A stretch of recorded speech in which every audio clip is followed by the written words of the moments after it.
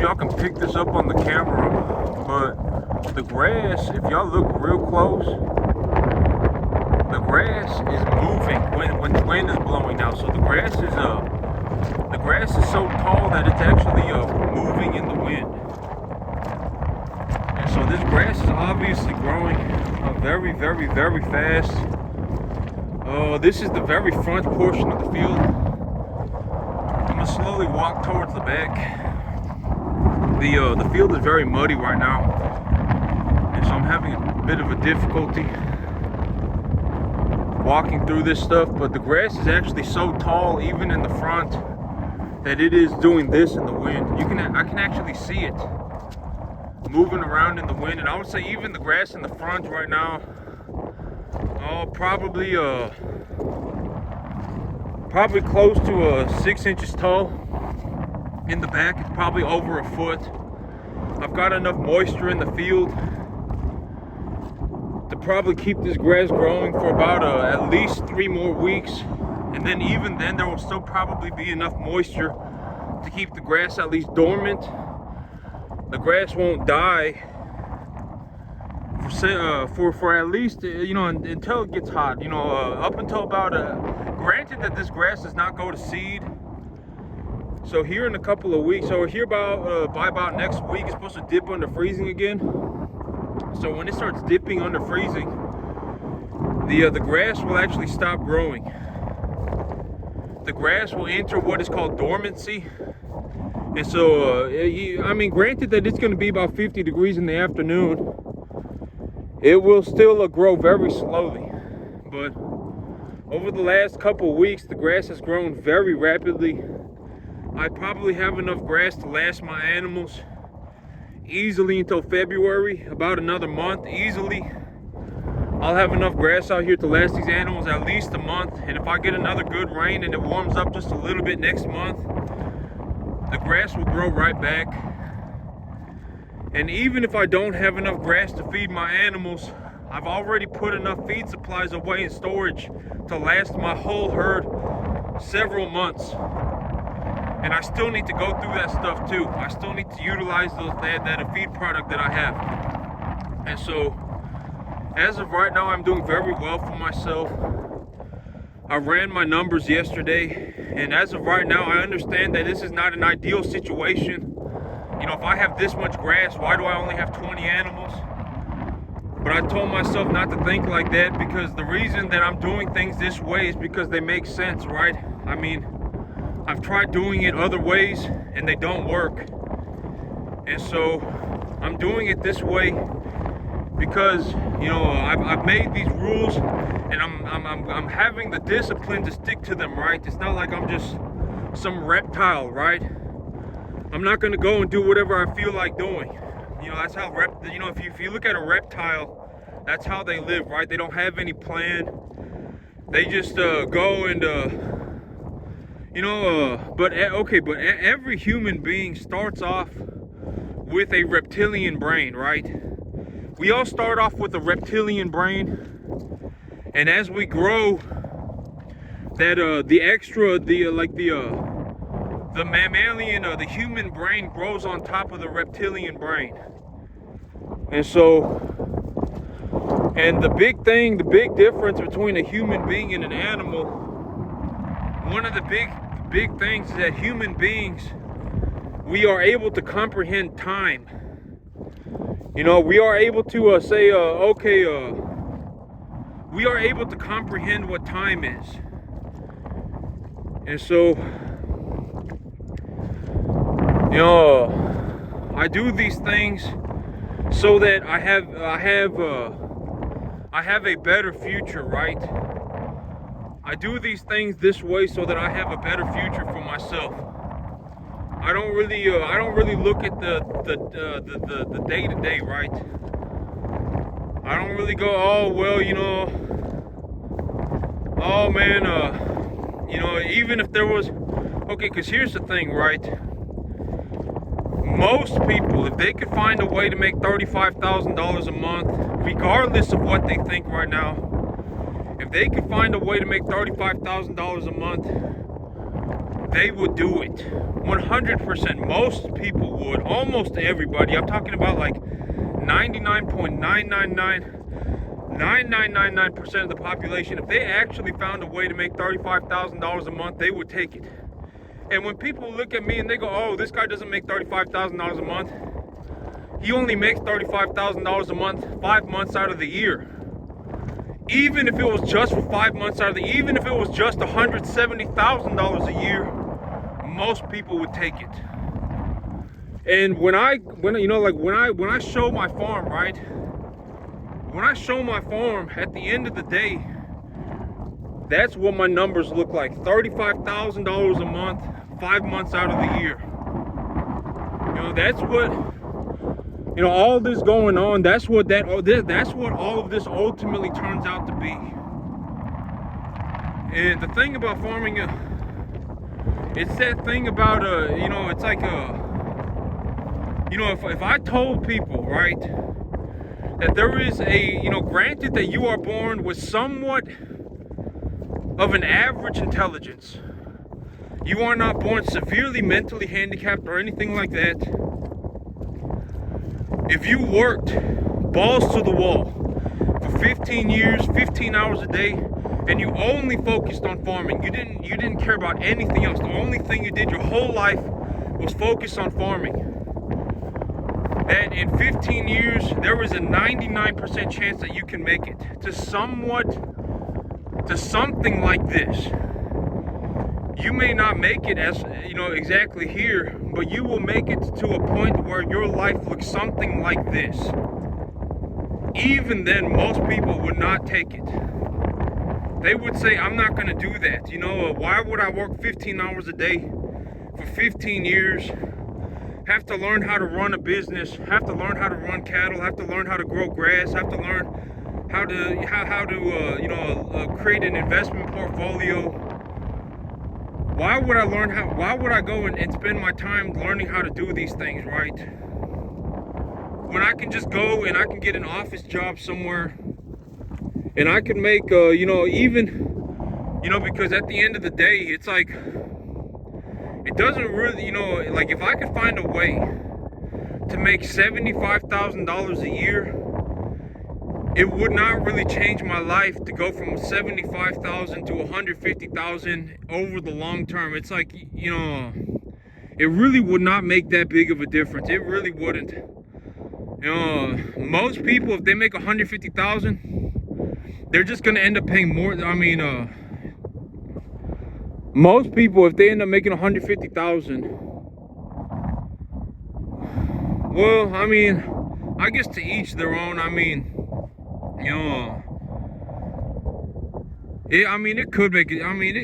It probably. But what I'm saying is that, like, okay, like let's say when I go from $75,000 a year to making $150,000 a year, what I end up doing with the money is I buy myself a little bit bigger of a house. I buy myself a little bit better of a car. I buy myself a little bit better something, whatever, right? That's what I end up doing with the money. Your life, you may look like you're doing better, but you're not, in the grand scheme of things, your life quality has not really changed that much. Like, is it really going to, like, is your life actually going to be better because you're driving a little bit nicer of a car? Not really. Is your life actually going to be better because you are living in a little bit bigger of a house? Not really. Just looking at everything from 10,000 feet back and actually looking at what is going on, right? Like, is your life actually better? Marginally, barely, right? Barely. Oh yeah, it's like, oh yeah, my house, we got a little bit bigger of a house. Oh, we got a little bit, we got a, an extra car. Oh, well, we got a little bit nicer of a car. But the things that really, like me, when I look at the things that monetarily could change my life, right? If I could 500% increase my income, that would change my life. If I could go from $100,000 a year, $125,000 a year to making $500,000 a year, that would change my life, right? And so when I look at that and I'm like, okay, so if I'm going to, and if I'm going to apply myself, I may as well apply myself in the correct direction. really think about the things that are being thought about. Is it really that good of an idea for me to spend all this time and effort going, oh man, I'm just gonna go and buy myself a little bit bigger of a house. Oh man, I'm gonna go and buy myself a little bit nicer of a car.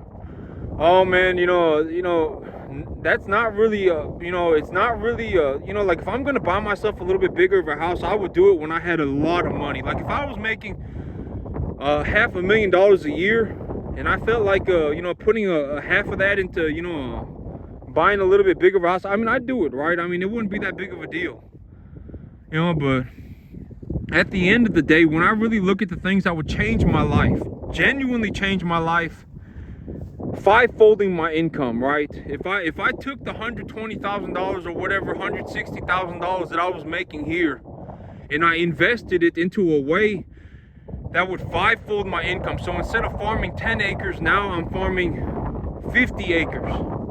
Instead of running 40 cattle, I'm running 250 cattle. That would change my life. That would change my life drastically. And when I look at my numbers right now, granted that things are not optimal at all, but sale barns are closed for this week for Christmas. Sale barns are closed for this Christmas, and sale barns are also closed next week for New Year's. And so I'm gonna have to pick up animals on the first week of January.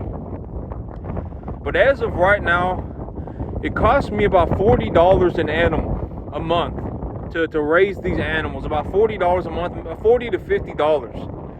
And if these animals put on roughly 2.5 pounds a day, they're probably putting on closer to 3 or so, somewhere between 2.5 to 3 pounds a day. And each one of those pounds are worth $1.50. Each one of these animals are putting on about $140 worth of gain a month. And so I'm almost tripling. It's like I put $1 into my farm and I get $3 back.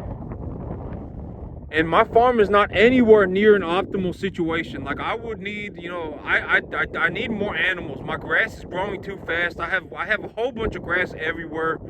All this grass needs to be harvested. I need to bring in more animals. And if I had my farm running at somewhat, but I mean, it's not like I'm picking straws out of a bale, right? I could drastically increase my income, without having to put in any more money. But I'm holding myself to my discipline, right? I'm holding myself to my discipline, and I always remind myself that the reason that I do these things is so that, is because I have found that it is necessary to do so. Because if not, it is just a miserable thing. And so, I have a lot of grass out here. The grass looks pretty good. It is kind of chilly. Like my hands hurt right now from the weather, and it is supposed to dip under freezing. And the grass right now, it's probably having some issues because it is too cold outside.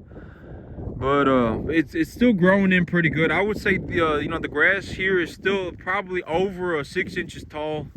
It's close to 10 inches tall, 10 inches tall or so. These cattle, they definitely have enough to eat. They're always back here eating.